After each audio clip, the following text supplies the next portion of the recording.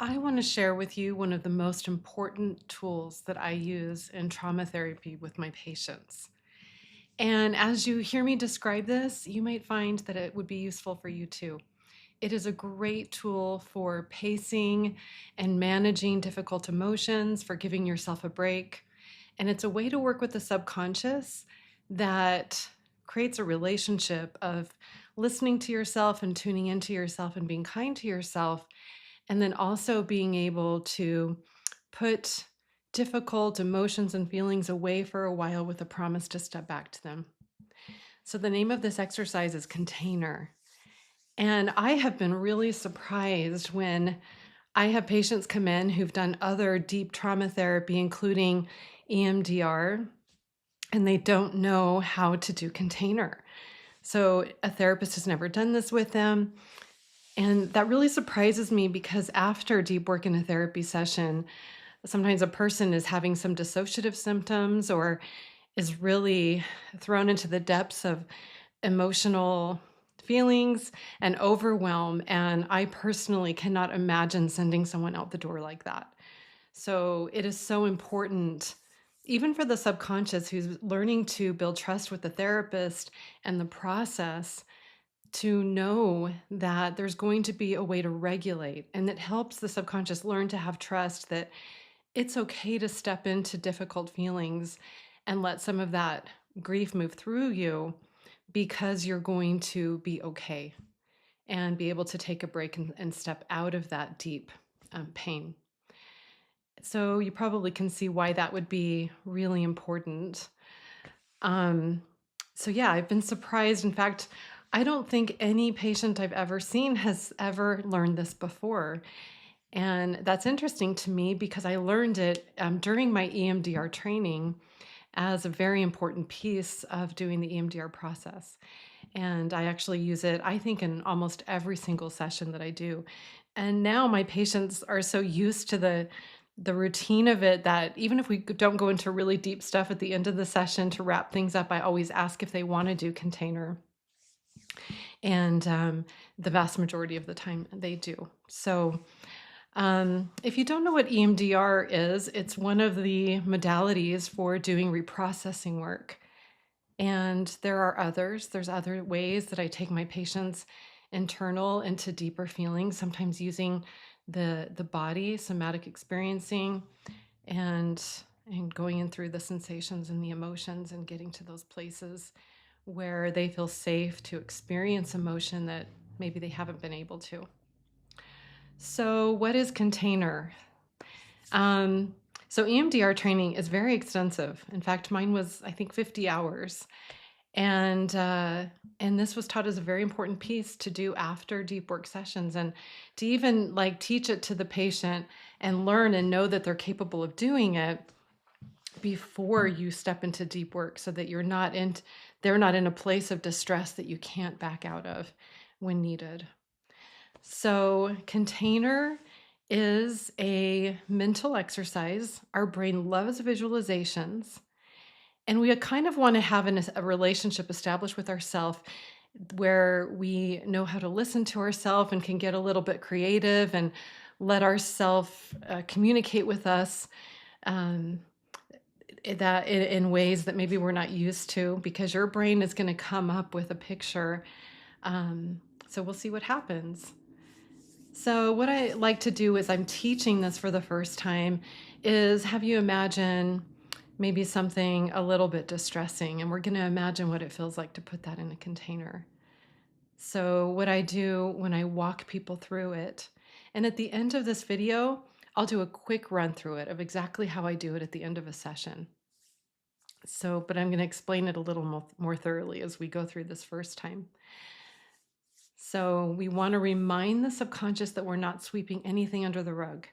Now, sometimes I will start working with a patient and they've had all this stuff buried for years, and there's this huge resistance that comes up that the subconscious says, I don't want to put this away. I finally just brought it out to light. And we just roll with that. So we're always listening to those urges and respecting them. And then we're like, oh, we don't need to put it away. But as I've had this happen with patients, and then eventually they like the idea, and maybe that trust is built knowing that we're going to return to the things, that we're not putting them away forever. So we remind the subconscious we're not sweeping anything under the rug. That container is a healthy way to pace your healing. We reassure the subconscious. We'll get to that stuff later when the time is right. So then what I'd like you to do is imagine some sort of container outside of yourself. And it can be anything. It can have a lid or not have a lid. It can be a jar or a garbage can, or it can be a huge pit out in the desert. It could be the ocean. It can be anything that your mind comes up with that's going to hold distressing things that you would like a break from. And remember, we need these breaks in life just to pace ourselves when we're having anxiety and distressing feelings, and when we're doing trauma recovery work. Our brain needs to know that there are breaks. So we have the active processing, and then we need our nervous system to go into rest and digest in between the sessions. So this is the tool for that. So picture that container. And then I'm going to have you go back and imagine going back inside of yourself. Now, for everybody's imagination, this is going to be a little bit different. And it may feel kind of messy or not complete all the way, and that's okay. You just want to be at ease about it, that it doesn't need to be perfect. But you imagine gathering up anything distressing that you would like to put in that container to have a break from. And when I do a therapy session, it might be the things, the pictures, the memories, the things that we were just discussing. And so you just imagine those things. And some people might see like colors or fog or actual little bubbles with the memories inside them. Or it might even be you don't see pictures, that you just know you're having the intention of putting the stuff in the container. So during this part, I say gather up anything open, icky, yucky, raw, unresolved, pictures, memories, body sensations, emotions. We're going to gather that up, and then you imagine putting it in the container. We pause for just a second here while you're doing that. And I want you to be communicating with yourself and listening to the process going on inside you, because you might feel resistance. I'm having a hard time gathering it, or it's not going to fit. Sometimes I'll hear things like that. And then if we need to, we work with those metaphors and those pictures. Do we need to bring in laser beams, or make the container bigger, or maybe build a bigger wall around the whole situation so you don't have to worry about getting it all in the container? So you work with those pictures, but you imagine it going in. And then once that feels settled, like it's in there, I ask if there's a lid. If there's a lid, we put the lid on. And then the next thing we do is get a sense of what you want to do next. Sometimes people will say, I want to put a lock on it, or they'll want to put tape around it. And a lot of times they'll want to put it somewhere. So in my office, I've got some stacked over here and some stacked over there, and some up on the shelf. And I even have a few that go under the rug, with the promise that we're going to return to it in the future. So a few things to remember about this exercise is we listen to any resistance, and we honor that. So if anything inside says, I don't want to do container, I don't want to put it away, then we don't. Something in your subconscious is communicating with you that it wants to keep the things where they are, maybe close to the surface. And I think that we'll just run through it again really quickly. This is how I do it at the end of my sessions. And we'll just see how this goes for you. So I ask if you want to do container. And then I say, like, to remind the subconscious we're not sweeping anything under the rug. Container is a healthy way to pace your healing, reassure your subconscious. We'll get to the stuff later when the time is right. You're going to visualize that container outside of you, go inside yourself, gather up anything open, icky, yucky, raw, unresolved pictures, memories, body sensations, emotions. You're going to gather that up, put it in the container. And I ask if, do you need any help?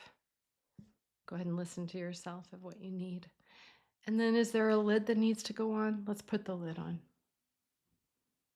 And then what would you like to do next? Let me go throw mine in the ocean. Throw it in the ocean.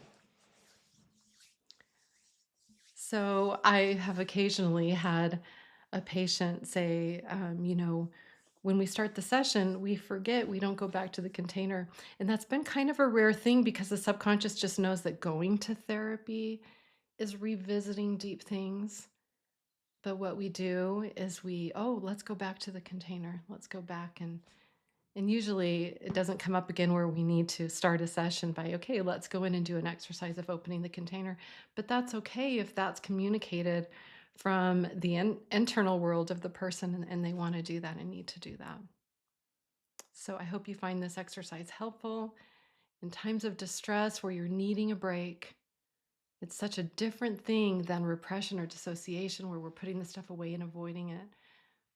We're looking at it and saying, I'm going to put this away for now and I'm going to step back into it. And this is a healthy choice because it's such a critical way to pace your healing. And remember how important pacing is because we want to keep the nervous system as regulated as possible before we re-step into the distress of reprocessing. And then the subconscious starts learning it's going to take breaks. So thank you so much for letting me share this, and I'll see you next time.